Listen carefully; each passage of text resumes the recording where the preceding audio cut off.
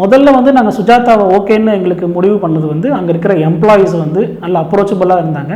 ஈஸியாக எல்லாத்தையுமே நாங்கள் கேட்குறதெல்லாம் வந்து எக்ஸ்பிளைன் பண்ணாங்க. பாயிண்ட் 1.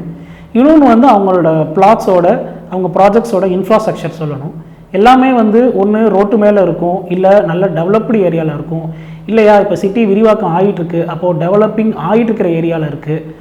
அதோட ரோடு ஃபெசிலிட்டிலாம் நாங்கள் ஒரு இடத்த போய் பார்க்கும்போதே நமக்கு தெரியும், அந்த ரோடு வந்து நல்லா போட்டிருக்காங்க, கடமைக்கு போட்டிருக்காங்களா, இல்லை வந்து இங்கே வந்து மக்கள் குடி இருக்கணும், குடி ஏறணும்னு போட்டிருக்காங்களாங்கிறது பார்க்கும்போதே தெரியும். லைட்டெல்லாம் வந்து அழகான ஒரு டிஸ்டன்ஸில் நேர்கோட்டில் எல்லாமே கரெக்டாக இருந்துச்சு.